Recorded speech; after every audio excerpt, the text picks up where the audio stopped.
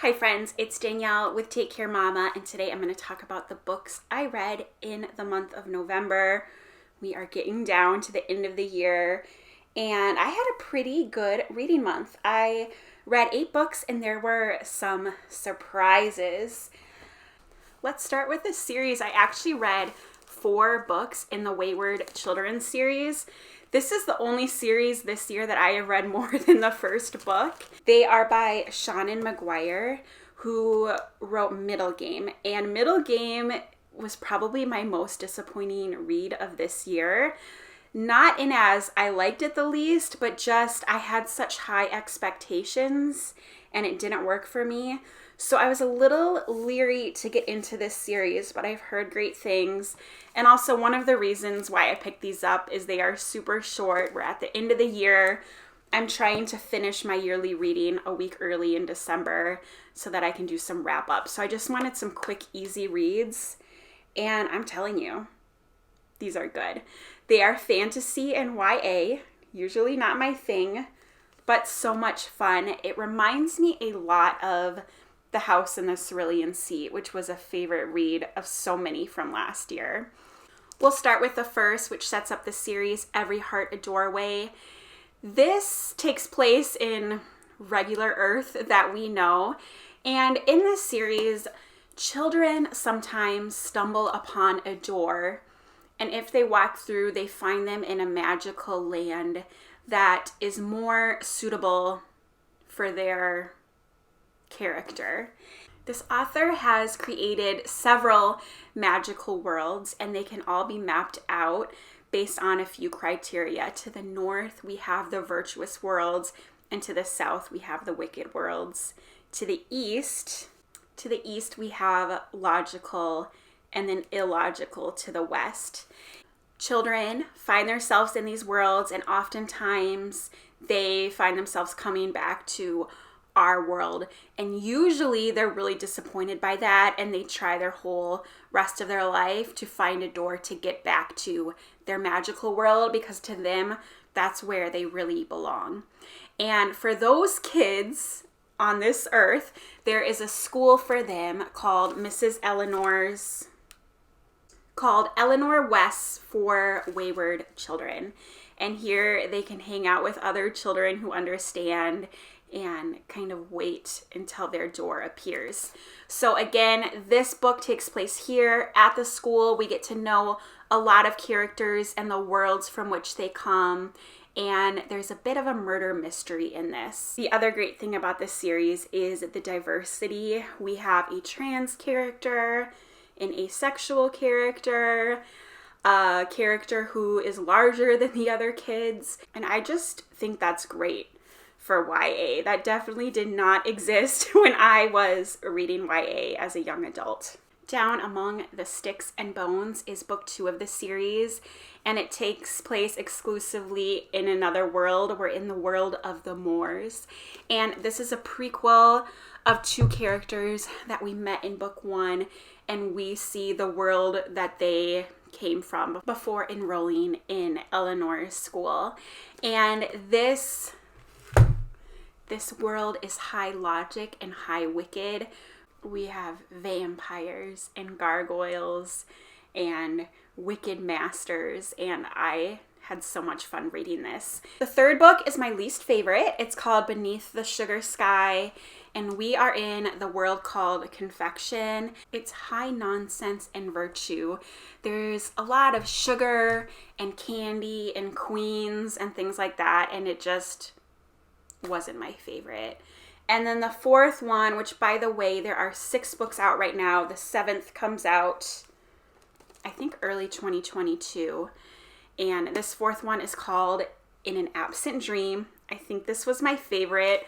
This is the prequel to one of the teachers at Eleanor West's school. And so we get to find out how she came to be.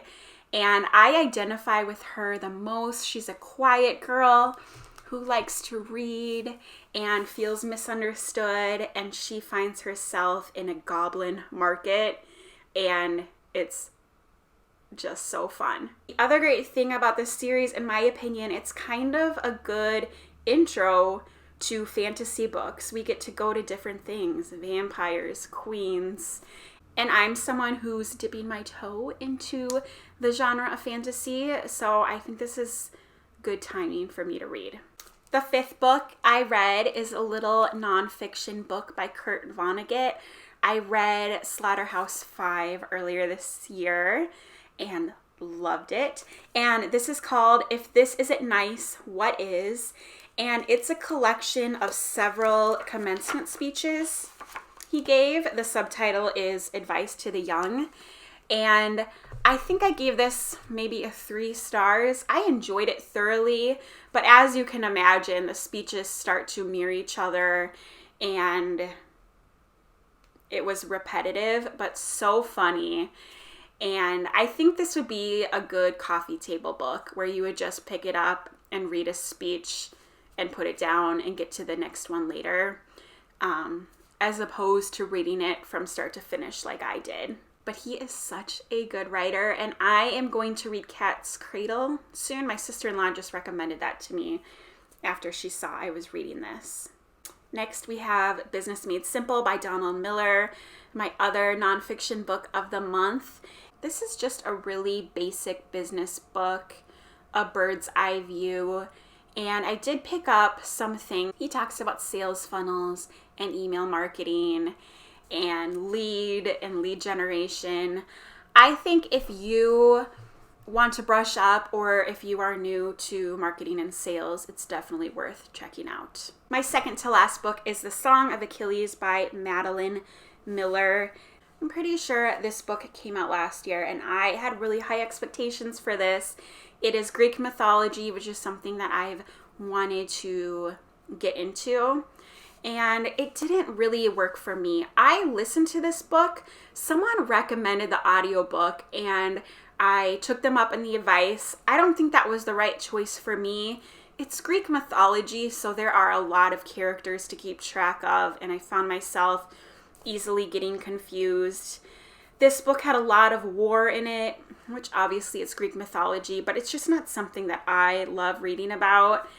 It was good. It was fine. I liked it. I didn't feel super connected to any of the characters.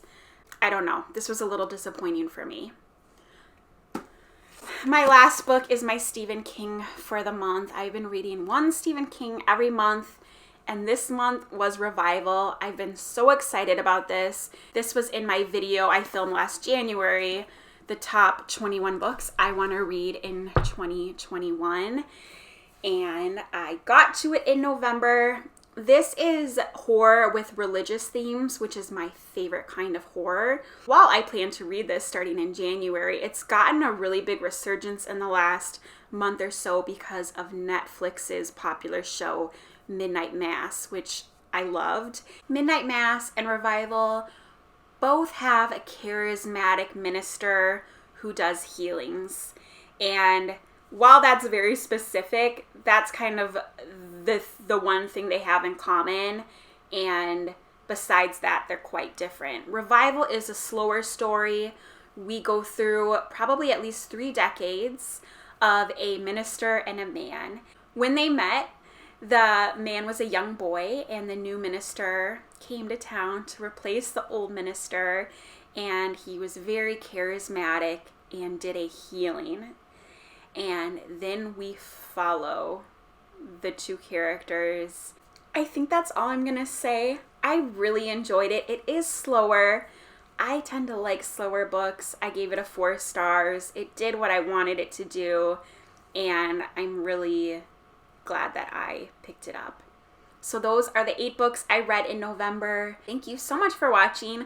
Please give this video a thumbs up and subscribe, and I will see you soon. Have a great day. Bye.